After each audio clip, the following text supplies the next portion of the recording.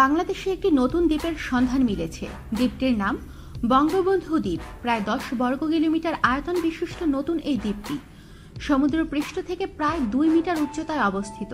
খুলনার মংলা উপজেলার দুবলার চর থেকে 10 কিলোমিটার দক্ষিণে বঙ্গোপসাগরে অবস্থিত দ্বীপটি। বঙ্গবন্ধু দ্বীপটি পর্যটকদের কাছে আকর্ষণীয় স্থান হতে পারে, তবে এর জন্য সর্বাগ্রে প্রয়োজন সরকারি বেসরকারি পৃষ্ঠপোষকতা ও উদ্যোগ, তারপর দেশীয় ও আন্তর্জাতিক পর্যায়ে যথাযথ প্রচারণা। সমুদ্রগ্রামী জেলেরা এই দ্বীপটির আবিষ্কারক হলেও ঠিক কত সালে তারা প্রথম দ্বীপটি খুঁজে পেয়েছিলেন সেই ব্যাপারে সুনির্দিষ্ট কোনো তথ্য পাওয়া যায়নি।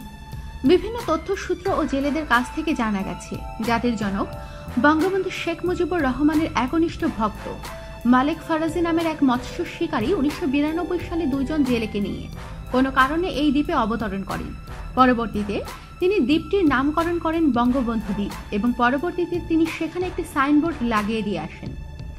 বরগুনা জেলা ট্রলার মালিক সমিতির সভাপতি গোলাম মোস্তফা চৌধুরী বলেন, বিভিন্ন সময়ে বিভিন্ন প্রয়োজনে জেলেরা শুধু ট্রলার নিয়ে এই দ্বীপে গেলে ধীরে ধীরে জেলেদের মধ্যে বঙ্গবন্ধু দ্বীপটি পরিচিত পেতে থাকে, তবে জেলের সম্প্রদায়ের বাইরে দ্বীপটির সম্পর্কে তেমন একটা জানাশোনা ছিল না।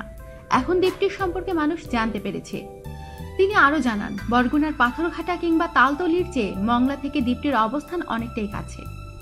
খোঁজ নিয়ে জানা গেছে, খুলনার মংলা উপজেলার দুবলার চর থেকে 10 কিলোমিটার দক্ষিণে বঙ্গোপসাগরের বুকে দ্বীপটি অবস্থিত। এই দ্বীপের বর্তমান আয়তন প্রায় 10 বর্গ কিলোমিটারের মতো। সমুদ্র পৃষ্ঠ থেকে প্রায় 2 মিটার উঁচু দ্বীপটি। তথ্য অনুসন্ধানে জানা গেছে, ঢাকা বিশ্ববিদ্যালয়ের ভূগোল ও পরিবেশ বিভাগের গবেষক অধ্যাপক মোহাম্মদ শহীদুল ইসলাম 2 জন সহকর্মীকে নিয়ে 29 সদস্যের একটি গবেষণা দল গঠন করে এই বছরের 11 ফেব্রুয়ারি দ্বীপটিতে যান এবং 16 দিন সেখানে অবস্থান করে গবেষণা চালান।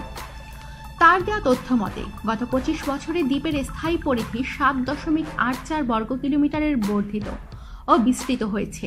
দ্বীপের চারপাশে প্রায় 9 কিলোমিটার দীর্ঘ নিরাপদ সাগর সৈকত রয়েছে। চোরাবালির অস্তিত্ব নেই। সৈকত লাগোয়া সাগরের পানি খুবই স্বচ্ছ, সহজেই নির্ভয়ে সাঁতার কাটা যায়।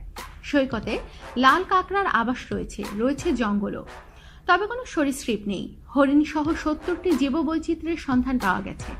এই দ্বীপের আশেপাশে 20 কিলোমিটার পর্যন্ত কোনো মানব বসতি নেই। আমাদের সাথেই থাকুন, সাবস্ক্রাইব করুন।